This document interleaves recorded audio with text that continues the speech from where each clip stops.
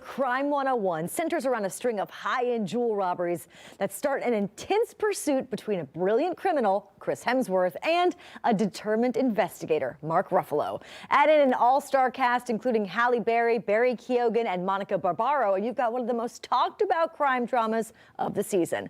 I caught up with Chris Hemsworth for a look at how it all came together. It's funny, a guy your age wouldn't normally know who Steve McQueen is. I grew up watching those movies. What's your favorite? I'd say Bullet, you know, the chases.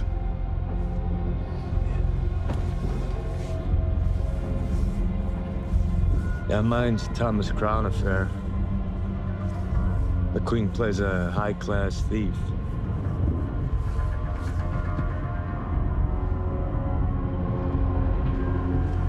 I didn't catch that one. Chris Hemsworth, oh my goodness, this is the best day ever. I can't believe I get to talk to you. I'm a big admirer of all of your projects. And Crime 101, man, really does it again. Why don't you tell our viewers a little bit about the film? Yeah, this is a character-driven crime thriller. It's somewhat of a throwback to 80s, 90s, early 2000s classic heist films, but it feels very contemporary. Insane action, very intense car chases, but complex characters, emotional depth. It has an all-star cast: Monica Barbaro, Mark Ruffalo, Halle Berry, Nick Nolte, Barry Keoghan, and so it's quite a night out at the cinema. I think people are going to be very thrilled to see, and I hope they love it. Yeah, I mean, I was just like naming all those people as they were coming on the screen, and I was like, this is the craziest all-star cast ever. And on that note, Chris, is there something where you guys are also A-list? Does anybody repeatedly show up to set late? Who is the late offender? No, this was one of those beautiful situations where people are on time and respectful, and I think, you know, we don't make films like this anymore. It felt very, it felt like a wonderful opportunity. So each person was willing, best behavior, enthusiastic, excited, and so, you know, you don't want to be the jerk turning up later than everyone else and everyone going, oh, really? You know? Watching the clock, for sure. Yeah. And I also noticed, Chris, that you dropped your accent. Is it really hard to go, you know, from taking something, the dialect that you're used to, you know, being Australian and stuff like that, to go to an English accent and really get out those lines in the convincing way that you do? Yeah, it's interesting. You know, from Australia, I do a sort of mid-Atlantic English thing for Thor, and then to do a straight American accent now. You know, I've grown up watching a lot of American films as a kid, and most of our television, and I had an amazing dialect coach, and who I've worked with before. But it's always it's on one hand nerve-wracking, but it's also like, it's another addition to building a character, another pieces of the puzzle you can hide behind, you know? And yeah. It's the same with the wardrobe and the makeup and the hair and whatever that does and says for the character. But he is also a man of very few words, you know? There's sort of monosyllabic cadence and way he speaks due to, and again, an attempt to express, for myself and the director, a very tight, wound up, you know, there's anxiety, there's isolation, and all of that had to be represented in the voice. But it's always a challenge, but also really fun. Yeah, you do a great job. I mean, obviously, you do a great job. You mentioned Thor. I do want to know, would Thor or Mike, your character in this movie, walk away the winner in a fight? In a fight? I mean, I think Thor's got most of the characters I've played covered.